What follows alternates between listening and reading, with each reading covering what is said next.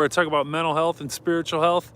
And in the mornings, Annie and I, it's Annie's 1-year birthday, by the way. She's 1 year old today. Annie, happy birthday. We'll have to do something for her tonight, where I talk about mental health and spiritual health. And I talk about passages from the Bible. But this week is something different. I've been talking about a book. I've been doing a book review. One of my Sunday Bible study fellowship teachers wrote. It's his third book. And it's called Holding the Word. His name's Bill Mowry. So we'll get into that. But thanks for joining my channel. I really appreciate it. And if you haven't already subscribed, please do so. I do try to come out here every morning when it's not too wet. It's still wet, but the pathway where we walk isn't so wet. You can see all the beautiful blooms on the trees behind me. It's pretty awesome. And we also have the sunrise behind us. Hey, good morning, Jason. Good morning, Frank. Look at that sun and the frosty ground. It's beautiful. Annie's 1 today. Happy birthday, Annie. All right, let's get into it. We're talking about holding the word, 5 ways to encounter God through the scriptures by Bill Mowry. Now, we're in chapter 3. Now we're going to start talking about the word hand. If you remember that from the introduction, the hand. The pinky, the small one, is hearing the word. The ring finger is reading the word. The middle finger is studying the word.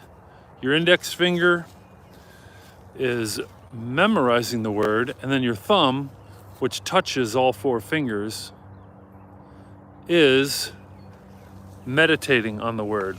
So now we're in chapter 3, hearing the word. We pay attention to and listen to what we love. Now, the first part, he gives an example of his wife asking him, and maybe you've heard this, because I've heard this myself when I was married. Are you listening to me or are you just hearing me? There's a difference between listening and hearing. We hear a lot of stuff, right? It's kind of passive. But truly listening is active, engaged hearing. When we're actually involved in the conversation and listening. And Bill talks about this because God is talking to us in his Bible. He is. And it's some of the obvious examples would be Jesus, right? When people ask, well, what do you think of Jesus? You know, what's your impression or thoughts of Jesus? Oh, is that your birthday stick?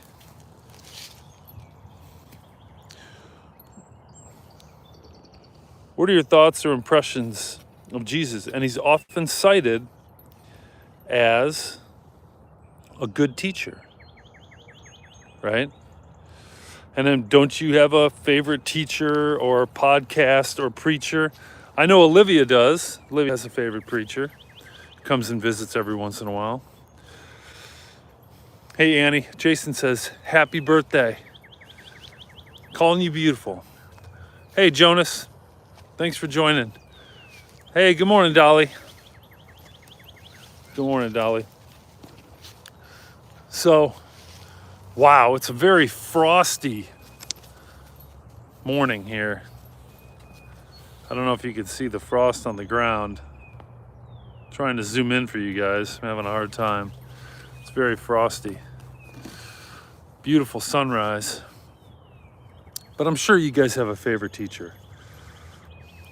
So God's talking to us in the Bible, but we have to hear him and listen to him. Okay? Now, we hear a lot of ambient noises, but we kind of block them out mentally. Like me right now, like look at this plane taking off. See it? Right before the trees, it's going into the trees. It'll probably get over the trees shortly. I don't know how fast it's gonna rise. But you know, I hear the planes or the birds, but I'm not really listening to them, right? we kind of block them out mentally. So listening, as opposed to hearing, is attentive. You're analyzing what you're hearing, and you're taking action. And there's no better example of this than the parable of the sower in Matthew chapter 13, verse 23, when Jesus is explaining it to his disciples. And he mentions at the end, as for the seed that was sown on good soil, this is the one who hears the word and understands it. And then Bill goes into attention, analysis, and action. It's kind of interesting. It's actually kind of interesting because the first one, attention, is related to body posture. This is something I had no idea about. The posture of your body influences your brain, believe it or not. And there was a study shown that if you incorporate movement into your posture, oh, wait a minute, you guys see this plane coming overhead. If you incorporate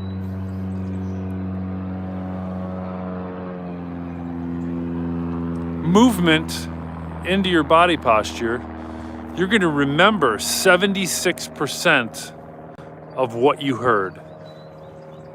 You know, normally you don't recall that much, right? Especially if you hear a preacher talking for like 30 minutes. You're not going to remember 100% of it, but you're going to remember 76% of it if you incorporate some kind of movement into your listening. Hey, Blue, thanks for joining.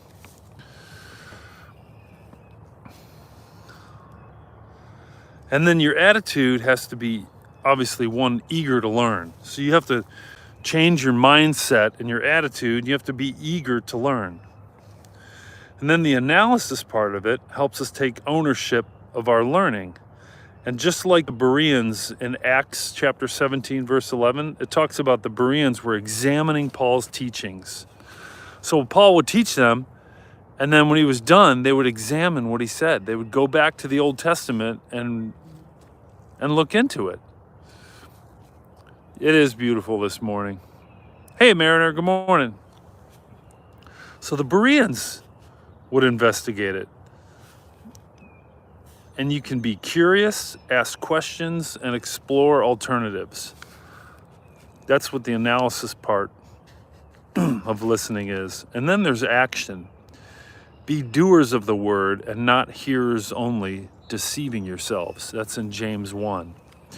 So consider the application of what you heard or what you read and apply it. And just remember, don't say I want to or I need to, say I will.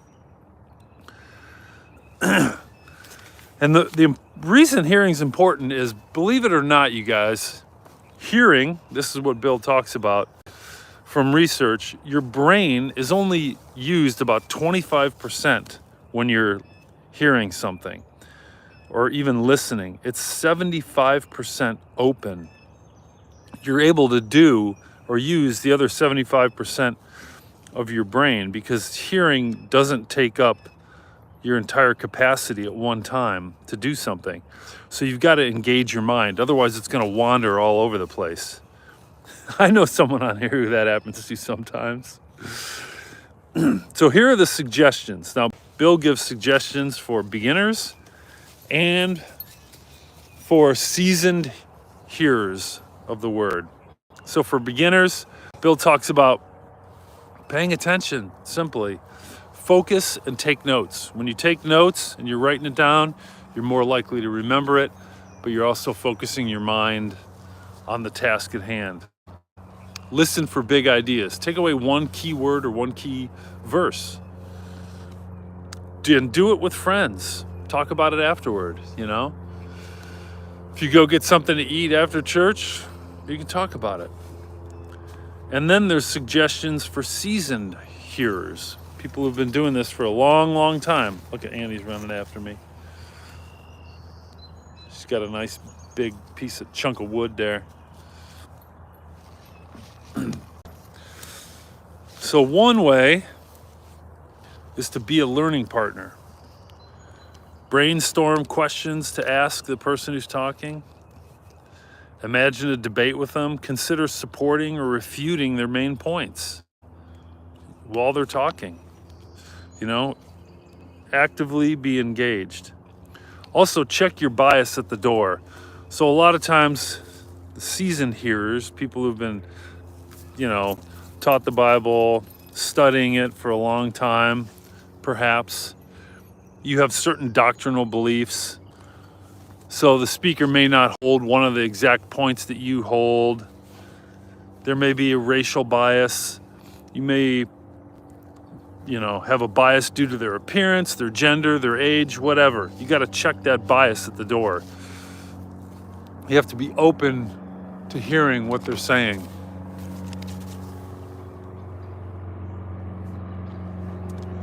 And finally, just like the beginners, seasoned hearers can also do it with friends. After church service, go out to eat. Maybe talk about it, what you heard at church. Make it relational. Because remember, that's what it's all about, is a personal relationship with God. And that's what Bill is talking about, is how we can get there through holding the word, how to hold the word relationally. So I encourage you guys to get this book called Holding the Word, 5 Ways to Encounter God Through the Scriptures by Bill Mowry. Hey, Vicky, good morning. And remember that we pay attention to and listen to what we love. So the next time you're at church, just try to focus your mind. And if your mind starts to wander, refocus it on what he's saying, and then start questioning what he's saying, even with the extra capacity you have in your brain to keep yourself focused and take notes. That's what I do. I take notes at church. It keeps me focused. Otherwise, my mind would tend to wander big time, and helps me a lot. So that's today's video. I appreciate you guys hanging with me on Annie's birthday. I'll have a link to the book, and I encourage you guys to get this book by Bill Mowry. And if you haven't already subscribed to my channel, please do so. I'd really appreciate it. And I hope you guys all have an awesome day. And we're going to celebrate. If you're here tonight at 8 p.m., I just do random stuff. We're going through my CD collection. Man, we're not going to be able to see Annie. She's only like 3 steps away from me. We can barely see her. Well, if you're here tonight, we're going to celebrate Annie's birthday. I'm going to get something for her. I don't know what it is.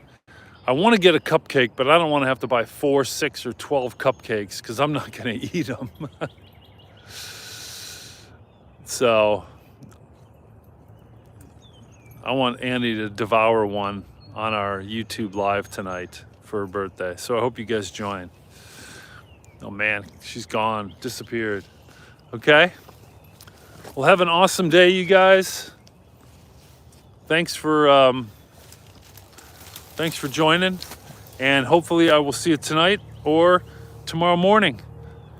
And we're going to talk about chapter 4 and reading the word, because we read what we love.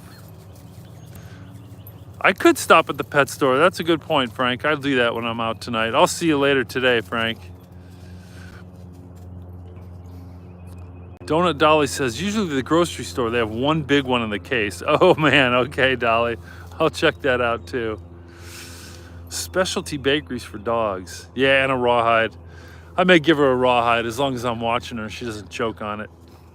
I've never gotten her one, but she'll devour that on live too. All right, guys, thanks for the ideas. Have an awesome day. Peace.